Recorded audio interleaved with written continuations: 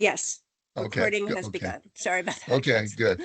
Well, in 2019, the city of Cleveland Heights took a dramatic step and changed its system of government to a strong mayoral system. And the result was the election of Mayor Theron. His tenure can be most charitably described as rocky, I'd say. So I have some questions in that regard. Were you in favor of the change at the time? What is your assessment of what has happened in the last 4 years? And do you think the problem, if you see problems, has been with the change in the system or with the personalities in charge? And we'll reverse the order this time, beginning with Ms. Russell. Yes, thank you. I was fortunate enough to actually be on council for the first 2 years, well, the last 2 years, first 2 years of my council election went under the old form of government where we had a city manager. And working under the city manager form of government, I found it to be a very rewarding place where the form of government was actually open. We were able to talk to directors. We were able to actually do our job. And when the change took place, I was supportive of the change since we've been into this new form of government. I believe the style of leadership has hindered our community and our government. I find it to be, I don't know the mayor personally or at all, so I can't talk about him as a personally, but I do not care for his leadership style. I view it as more of a dictatorship where it's closed and it's not inviting, it's not inclusive, and it's not transparent.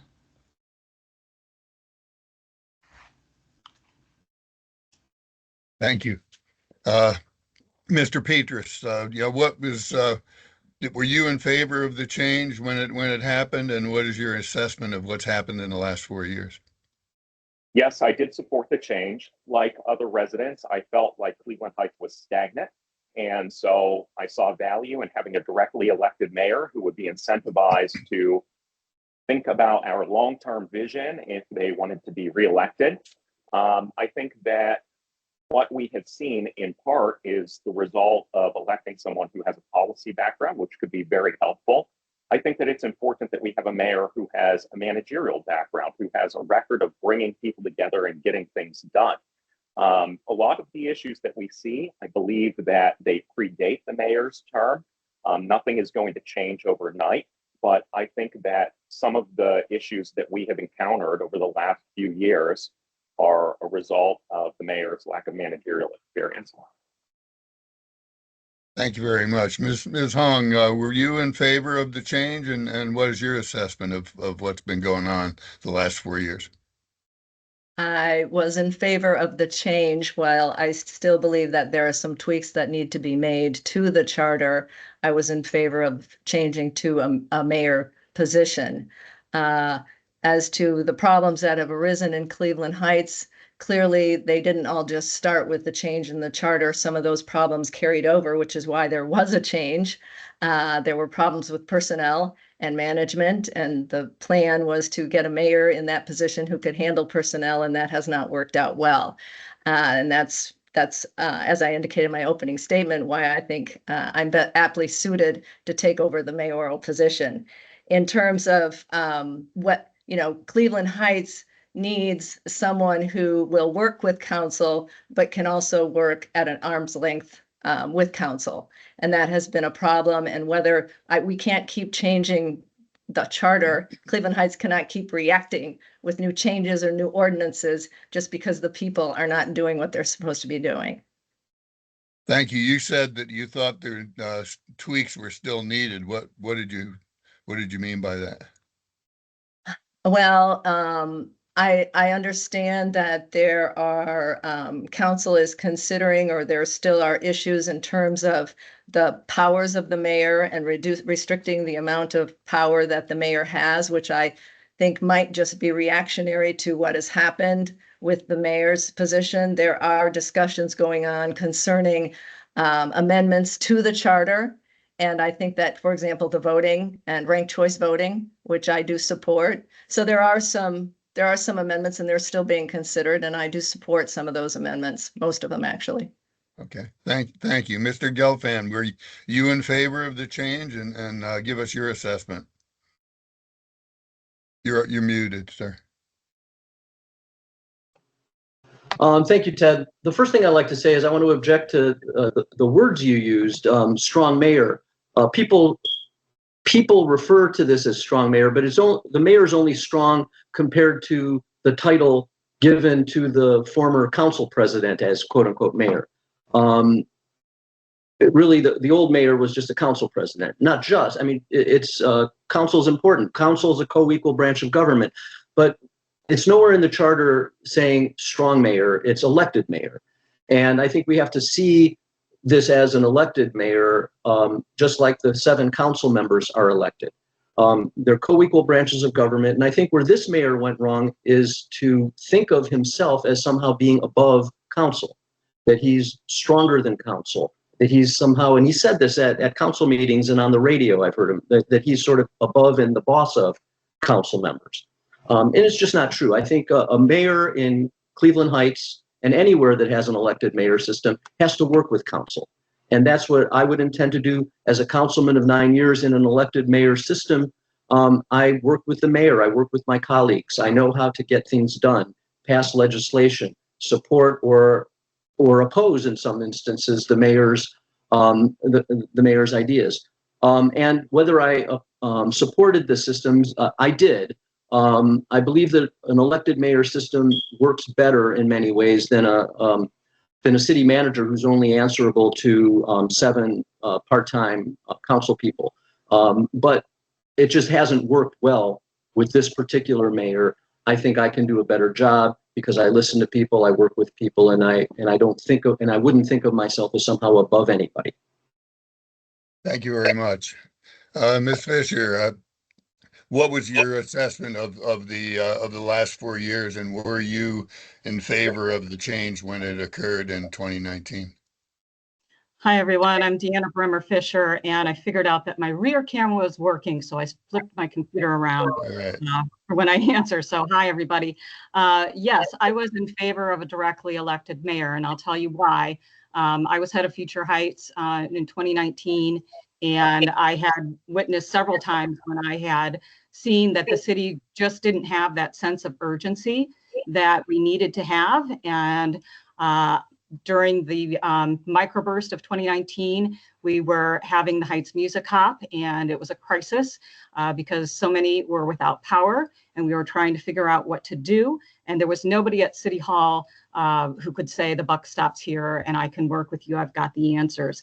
And also during the housing crisis, when I was going to First Suburbs meetings, and if the city of Cleveland Heights was sending anyone, it wasn't a person who was the same caliber as all of the other mayors who were showing up and rolling up their sleeves and getting to work on this problem.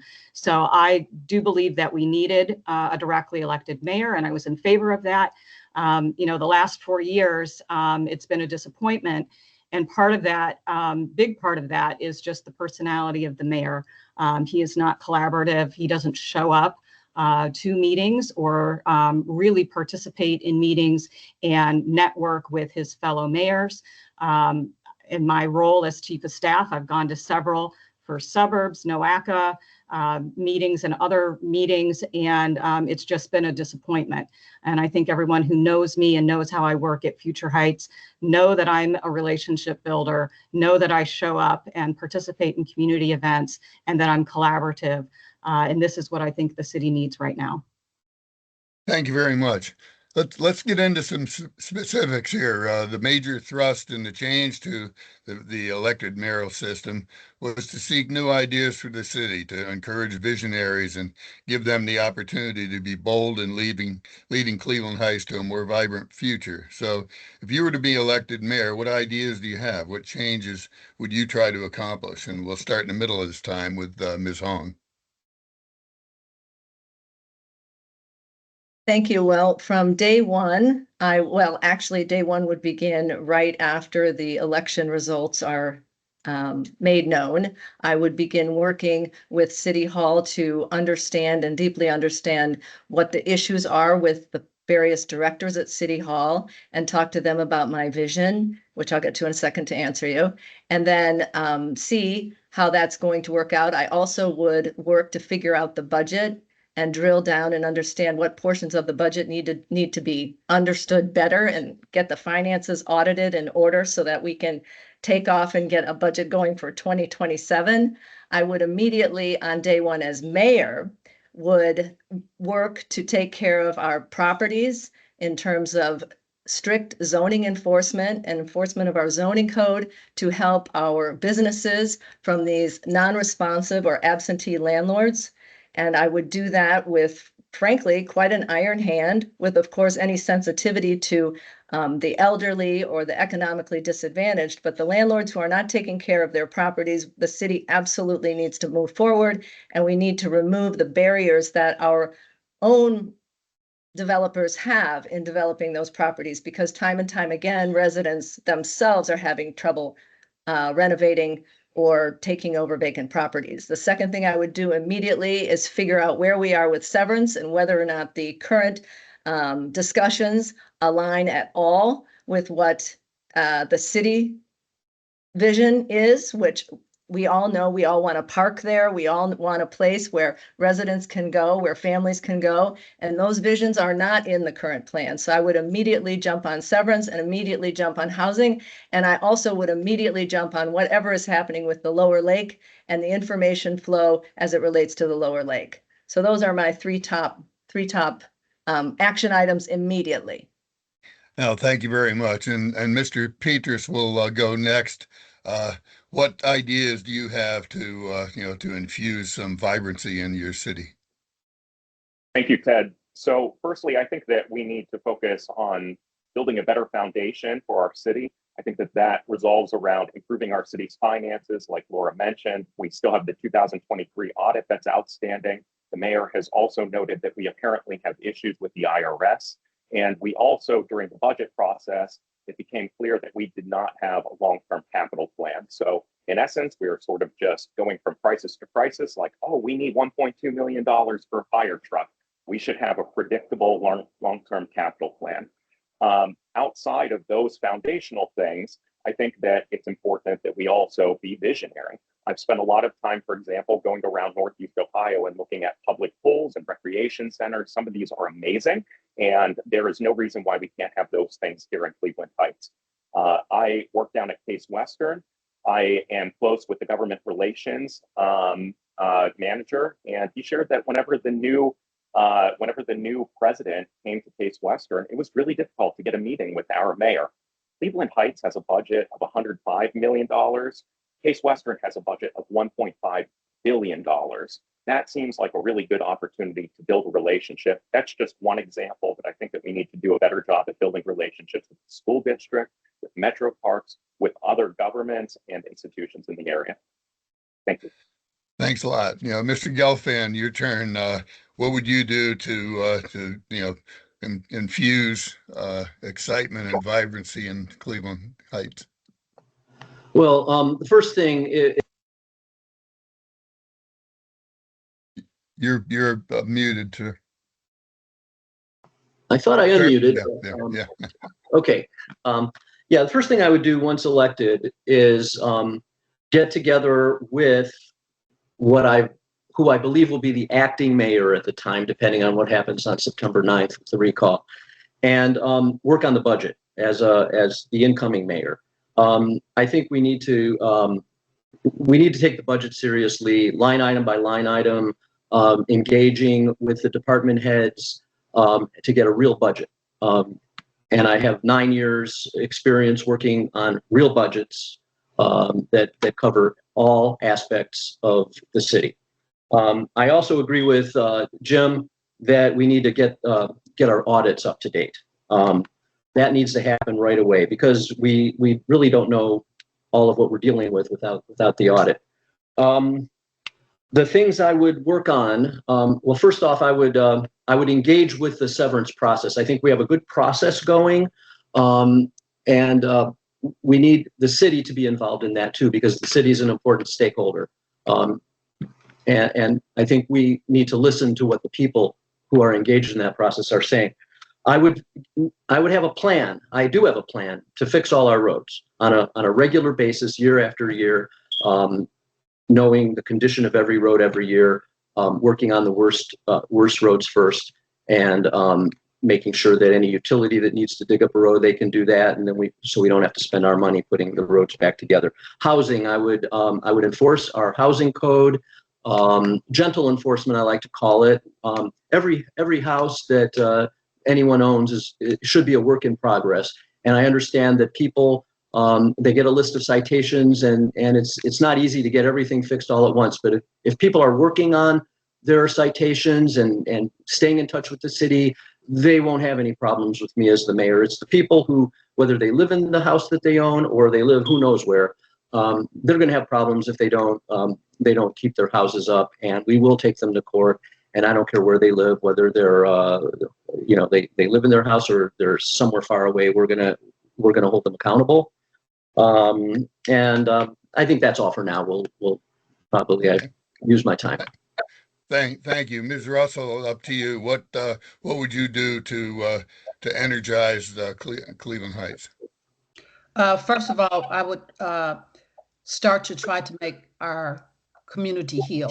We have been in a really tough 4 years.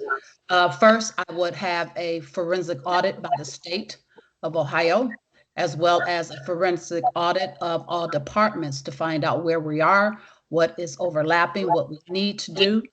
What also is someone else? Is that me? Okay. Yeah, thank you. Just please be sure to be muted if you're not speaking. Thank you. I would look into preparing our city for the future with partnering with other municipalities, because surely the federal and state funding is from municipalities are going to decline, and we're going to have to learn how to talk to our partnering cities to be able to use shared services. I will also deal with our vacant lots. We have 551 vacant lots. If we can put new homes on those vacant lots, that could generate about $4.5 million yearly into our funds. I would also like to take care of our roads and infrastructure. I would try to get with the county's 50-50 paving program that will actually offset some of the costs for the city, as well as the issue 2 bond that has been coming in effect, where that would allow $250 million every 10 years for us to help improve our paving and infrastructure. I would like to work with our business districts to shore them up. For example, I have started working with the Noble and Taylor area that does not have any SIDS, to help the merchants be able to come together and collaborate and have a voice with the city. I was able to obtain $10,000 for seed money for that as well. And I think that we need to be transparent. We have to be transparent to build trust back into our community. First, try to open up the doors so that we can collaborate, and so we can start a hiring process, because we have no employees to do the work within the city. So, and a city administrator and top leading group to create a transition team as well. Thank you. Thank you very much. And Ms. Russell, what new ideas do you have to change the thrust of the city that you live in? I'm sorry, say it again. I'm sorry, Ms. Fisher. I was wrong. I got lost in the list here. I'm sorry, Ms. Fisher. What are your ideas for the future? You're muted. You're muted. Yeah.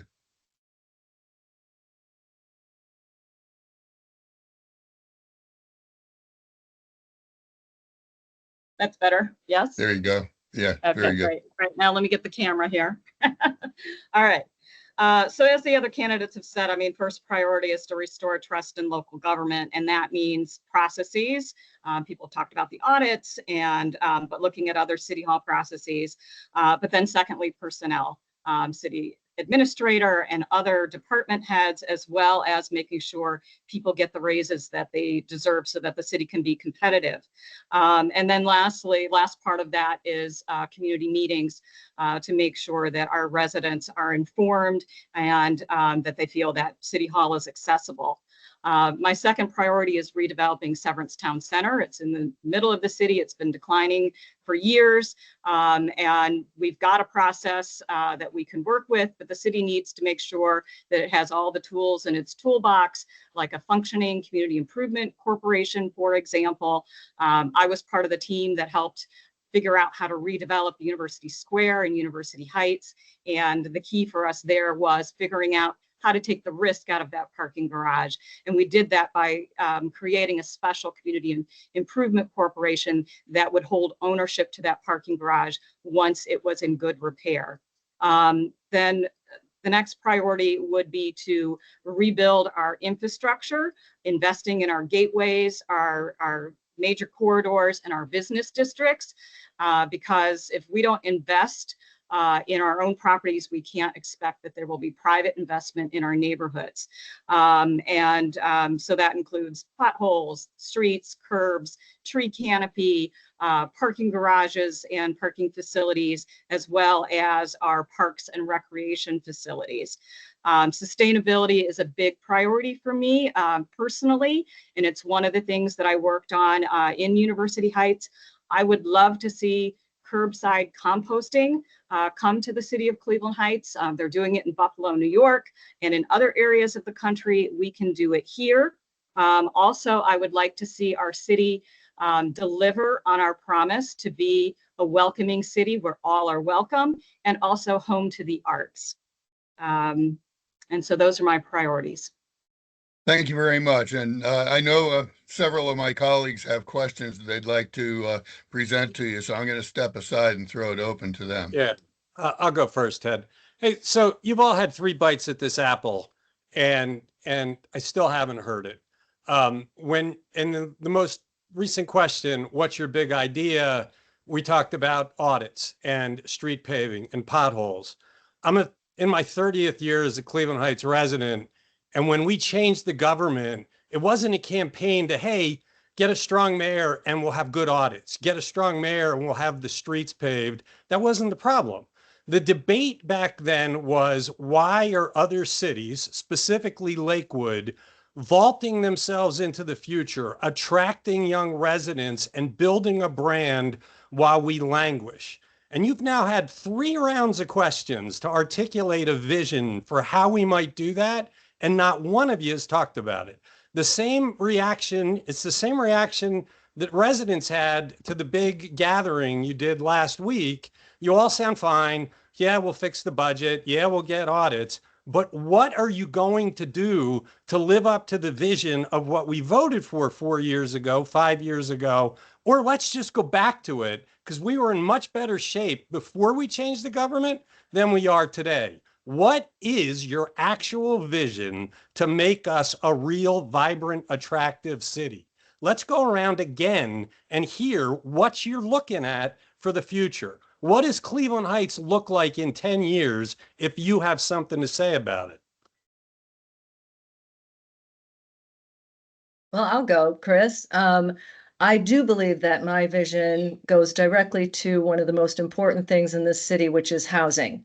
And the city has done nothing since the crisis in 2008. It has watched the growth of vacant housing and vacant lots. And I believe that that is the hub. We have to have good housing to bring people in, bring families in, to make this city vibrant.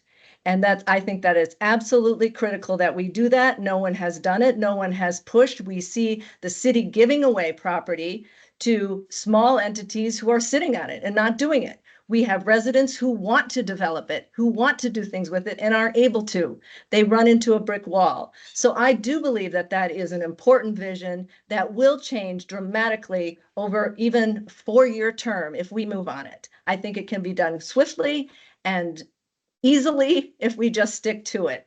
So I think housing is a critical hub, and then that also relates to the real estate that is a problem for our business districts. Many of our small businesses cannot deal with these landlords, whether they're unresponsive or absentee. These landlords are charging exorbitant rents. They are not keeping up with the property, and our small businesses, all of the places that the residents in Cleveland Heights love, are unable to sustain these incredibly high rents. And that is a huge problem. So how can we be Lakewood? How can you have these niche, cool things that Cleveland Heights loves if these small businesses cannot sustain it? If they cannot survive in a falling apart building where their merchandise cannot be delivered and there's not enough room for their people. And I just, it's a huge problem. And so is that a new vision? Probably not, Chris. Probably people have talked about it, but I'm telling you, I know I can do it. As an attorney, I know I can do it. That is in my wheelhouse. I can buckle down and people will get excited about it. They will see it. They will see it within months, not years, and it will happen. Okay, who wants to go next? I can go next. Go ahead. Go ahead. Okay, go ahead. All right. Okay, I'm sorry, I can't see everybody, so I'll just jump in. So I'm a former brand manager, and so I know a bit about branding. And so our brand is that all are welcome. It's also home to the arts, but we're not really delivering on either one of those things. New housing is an issue, but part of that is because we don't have our act together. So all of the things that we're talking about in terms of the audits and the processes, but also the infrastructure in the city is really important, because if we're not investing in our own properties, then we shouldn't expect that anyone else will invest. But getting back to the branding part of it, how do we demonstrate that we are a welcoming community? How do we demonstrate that we are home to the arts? And I think we do it through creative placemaking. So when you enter our city at one of our gateways, whether you drive down one of our main streets and into our business districts, we ought to be demonstrating that we are welcoming and that we are a cool, artsy place. And so we need to do that through creative placemaking, which means investment in all of those areas. I'll go next. I'll go next. I think Ms. Russell just got in there first. I'm sorry. Yes, my vision is for our business districts to thrive. First of all, when you come into a community, you are coming through the community through a business district. And I would love to create legislation where that we have a rotating exterior program for our business areas, so that they are never looking dilapidated and that they are always looking up to par. So when people come through our business district, they want to be able to come there and have a business. So if we can do some type of assessment and where we rotate where the business exterior is lacking, where the city can actually put some funds into that and make those assessments to the owners, that will be one thing, because you can't survive without a business district. Our housing stock, we have 551 vacant lots. We need to take all of those vacant lots and we need to find a developer, just like they have done in South Euclid, where they've built 200 brand new homes in almost a year. If we can bring new homes and stop messing around and saying we want this development and package it up and build homes on those 551 lots, that would bring in $4.5 million in tax revenues yearly. That would help all of our community, but beautify the neighborhoods where people will actually want to move here. We actually have to do something with Severance, although everyone knows we do not own Severance, but we should have a vision for Severance where we have mixed use, where we have something for our seniors, where we have something for our youth, where we have parks, that we have to be a partner with them to be able to say we can provide zoning, we can provide abatements, we can provide TIFs for those things, but still keep our city intact and protected from those things. But those are things we're going to have to do around the city, but our business districts has to come first, because those are the main thoroughfares that people see first. our housing, get all of the vacant lots. We need to put some homes on there so people will come and live here. And we need to turn around Severance and be a partner with that private owned developer. Thank you. Okay, Mr. Peters, I believe you were next in the queue here. Oh, how do I get in the queue? Well, I guess I'll be next in the queue. I envision a city where 10 years from now, you're able to walk around beautiful neighborhoods who have vibrant business districts like what we had on Coventry whenever I was in college. I remember that being such an attraction. I envision a city with great pools, parks, and other recreation spaces for families and others to gather. And I envision Cleveland Heights being a place where people want to move to, or it's a city where they dream to move to.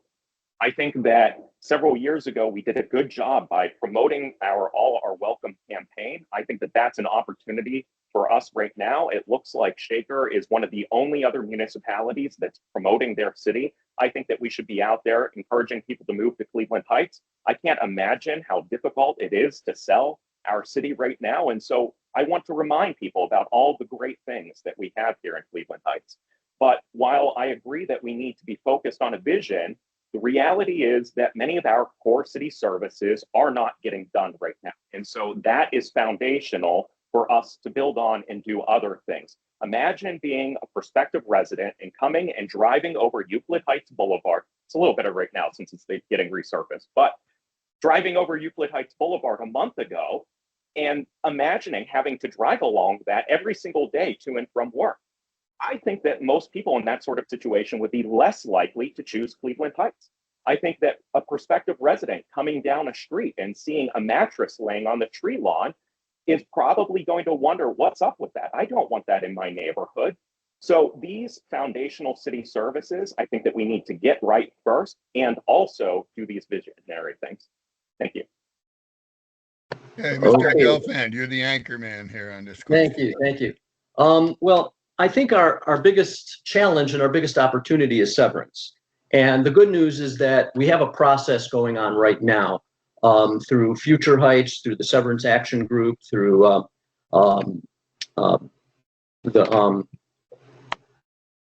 Ryan, and we have these public meetings that I've been participating in, and we get a lot of people there. And I think that having buy-in from the public is really important to whatever becomes of it. I don't think we should leave it.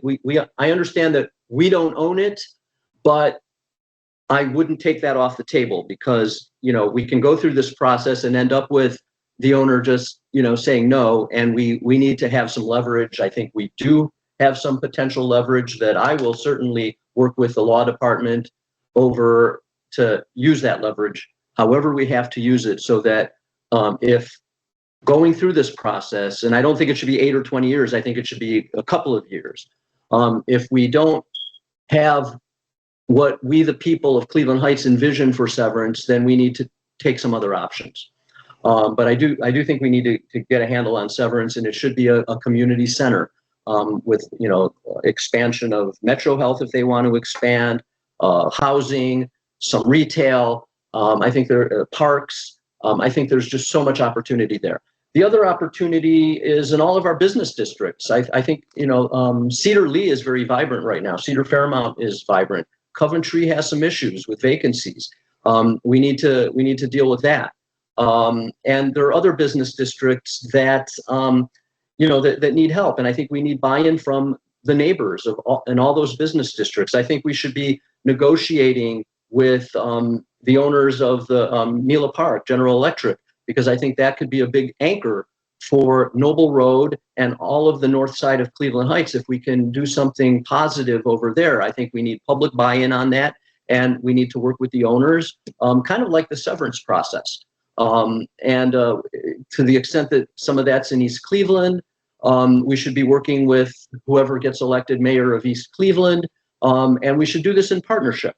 I'm a big fan of partnership. And then the last thing is, yes, we have a lot of vacant lots. I don't think that there's any cookie cutter. I don't have a cookie cutter idea. I want to put that out there and try to market the lots as best possible. If somebody wants to build houses there, then yeah, let's look at the plan. Let's see if we can make it happen. But we also need to engage with the residents of each neighborhood where there are vacant lots. Are there does the next door neighbor want to buy it and expand their own property? Or we have the Delmore Orchard that's really nice. In South Euclid, there's a whole bunch of community gardens on some of the vacant lots where houses were torn down during the Great Recession. We actually have a garden at Warrendale because, Cleveland Heights being a big tree city, we don't have a lot of sunlight in our backyard. So, having some of, using these vacant lots as amenities that'll attract people and that we can, make part of our brand, I think is important. So yeah, my vision is make all of our neighborhoods vibrant, make all of our business districts vibrant, and we need to take care of severance. We need to deal with that. And we're dealing with it, and we need to follow through. Back to you, Chris, or anyone? Yeah, let me ask one more question. Mr. Petrus, let's start with you. You mentioned visiting, Marty, if you could hit your mute button. You mentioned visiting other communities, seeing their pools. You know that the pool situation in Cleveland Heights has been controversial forever, partly because of the difficulty with the schools. People all voted to update the schools, and then they didn't get to swim in it. Way back, probably 27, 28 years ago, the city had a vision to greatly expand the community center, put in another ice rink, really make it a first-class thing. They told residents it's a 20-year bond. Let's do it. People voted for it. The bonds expired. The tax rate came down, and we have a pretty good facility. To build the kind of pool or splash pad or whatever we think is good, indoor pool, requires money.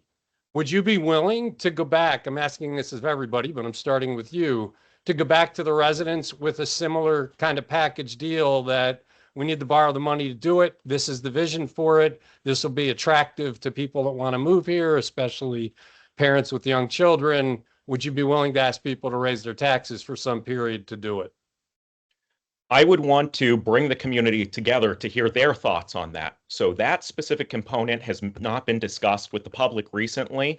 I think that we could present several different options to them. That option that you just discussed, or maybe it's the case that we could finance this over 20 years and just use it within our budget, come up with $500,000 or $1 million every year to make those payments over 20 years. So I think that there could be several different options there. I would want to talk with the community, gauge their interest. It could be the case that residents say, absolutely not. We do not want our taxes going up any higher, which I suspect that many people would feel that way. But it could be the case that I'm surprised and that there are people who want a pool so badly that they are willing to do that, and we would want to pursue that. But obviously, if it's the case that people absolutely do not want to issue a bond that would increase their taxes, then I think that we could plan B, look at our budget and see whether we're able to pay for that annually through that.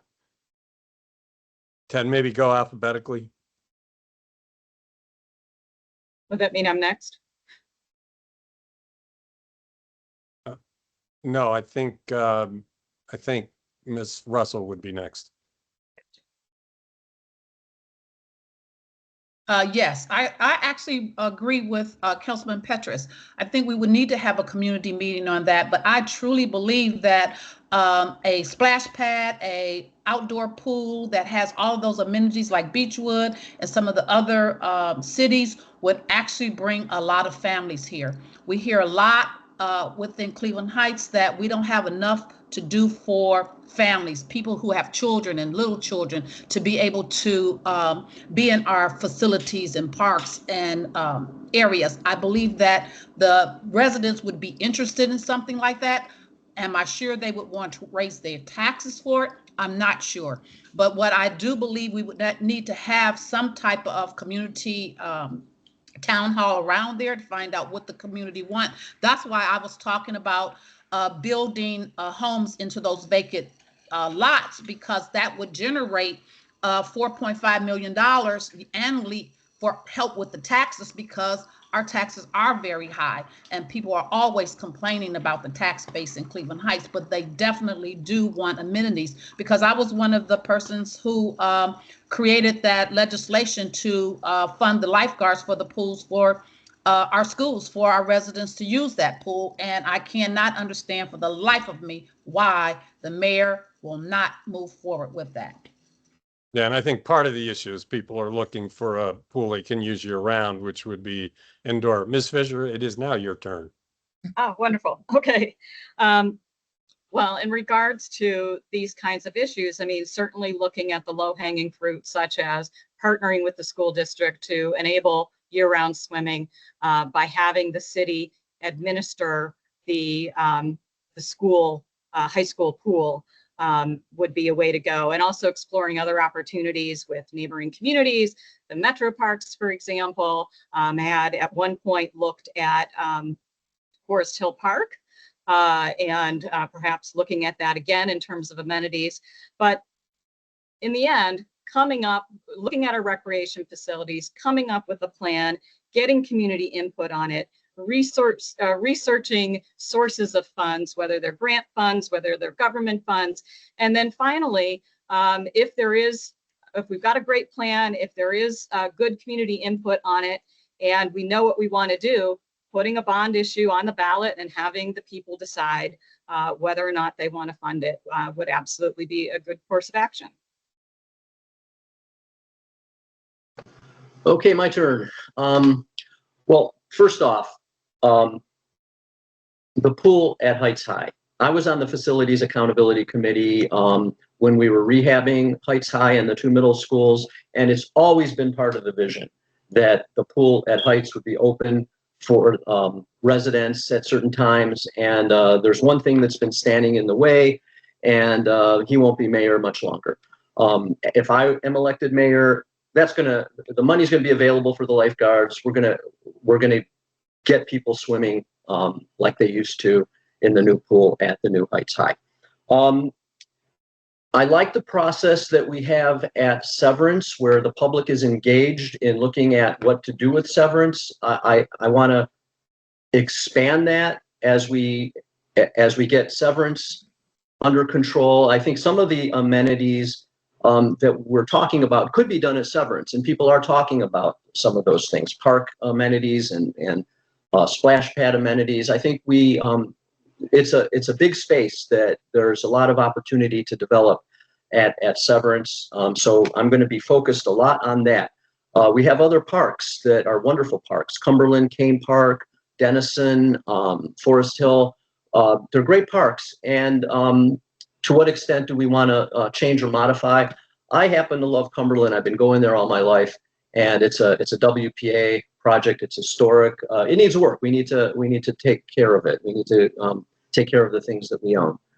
Just like, I believe that I believe that our housing stock is one of our greatest assets. Just like I would enforce the housing stock, I think we need to enforce, for the city's part, maintenance and care of the recreational facilities that we already own, and open the process to the public to talk about what more can we do? What greater amenities do people want? And yes, if we need to tap into, if we need to raise bond money, that's always on the table. We're a sovereign government. We can do that. But is it what the people want? And I would want to know that. Ms. Hong, your turn. Thank you. I don't think the people of Cleveland Heights could stomach any kind of a bond or anything that would increase their taxes right now. The people that I've spoken to, which is now well over, probably close to now 3,000, one of the first things out of their mouth is, what can you do about taxes? So I don't think, it's the cart before the horse, right? What do you do? How do you make these promised improvements? And then how are you going to follow through with them as a mayor if you don't have the money to do it?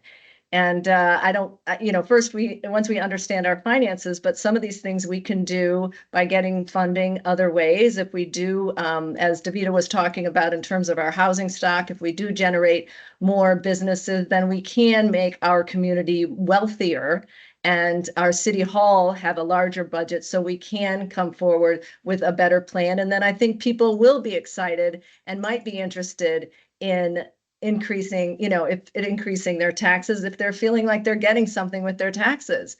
But right now, I just don't think, I mean, obviously, as a mayor, if people are clamoring for, hey, we want to pay more because we want this, I certainly wouldn't be one to say no and act like I'm their parent, but I just don't see it. I don't see it in the citizens or residents of Cleveland Heights right now. Thank you. Betsy, how are we doing on time here? Do we? Yeah, we have about 3 minutes left in the hour, and I do want to be respectful because I know particularly Ms. Russell has a very narrow window Okay. here. So maybe it is time to wrap up. I Okay, did can want we? to. I Go think, ahead. I think Lisa had a question though. Oh, Lisa, go ahead. Yeah, and and I'm sorry, but I feel like people need to know your stand on the lower lake. Obviously, you know, there was just a meeting with the sewer district this week about it, and there were people on both sides of the issue. And so I want to know what your feelings about keeping Lower Lake or getting rid of it. And also, apparently it falls to you and Shaker Heights to maintain it, which hasn't been done. So anyway, let me start with Ms. Russell and then we'll go backwards.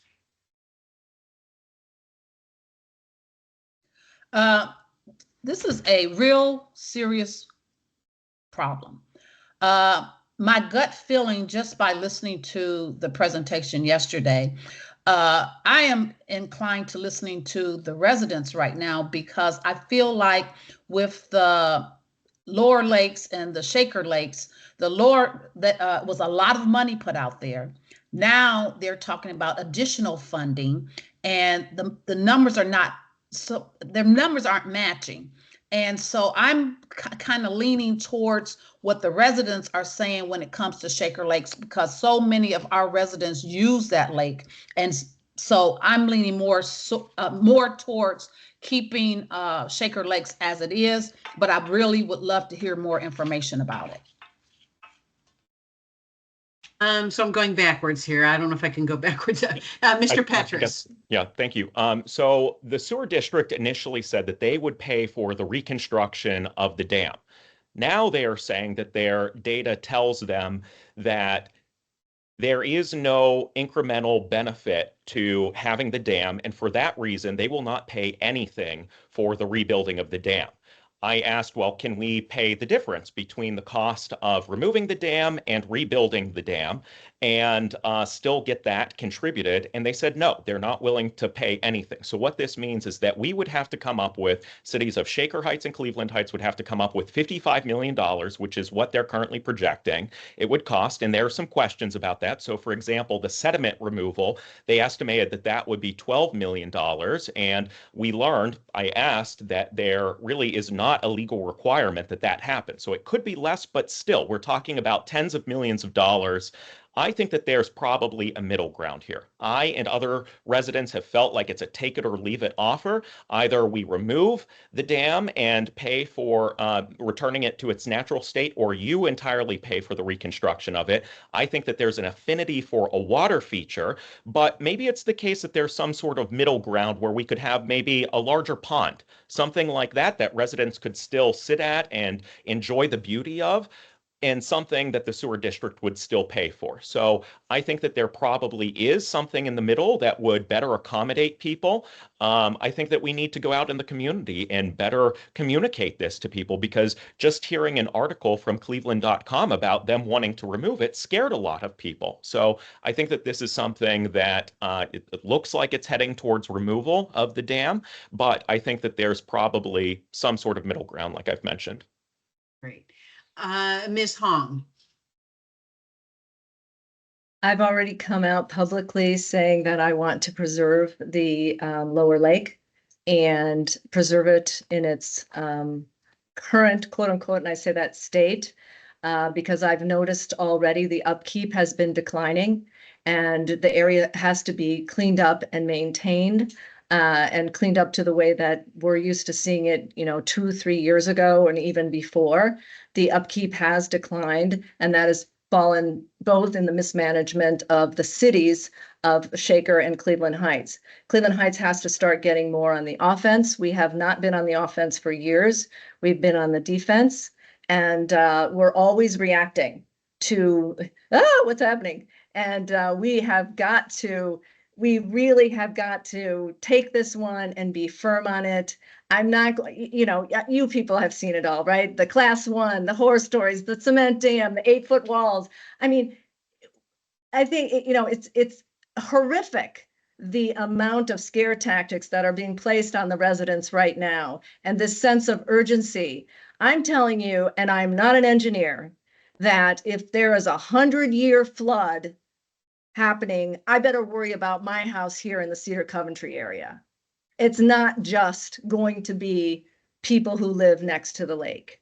So we really have to slow this train down and do everything we can to preserve the lower lake and preserve the natural habitat in the way that it should be preserved, not with cement, not with big fancy walkways, not with big levels, not with the way that it is natural environmental habitat. And I think everyone who goes there knows what I'm talking about. But to the second part of my question, that falls to you and Shaker Heights to maintain Yes, it, which you have not done. So that would require you budgeting that every year. That is correct. But that is correct. But I do believe the citizens, independent, I'm not talking about a bond. I do believe that many independent citizens will support that and that money will come. Okay, thank you. Mr. Gelfand? Yeah, thank you. The Shaker Lakes are a great amenity, nearly 200 years old, built by the Shakers. It's an historic, we have an historic marker over on North Woodland that not only marks the lake and the park district that it's part of, the lakes, but it also notes that it was that set of amenities that helped persuade the people to not have the Lee Freeway and the Clark Freeway quadrisecting Cleveland Heights and Shaker Heights back in the 1960s. And I remember that because I was a little kid then.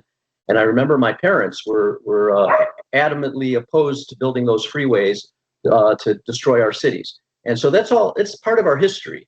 Now, history isn't everything, but it's a lot. And if we erase our history, we erase who we are in some ways.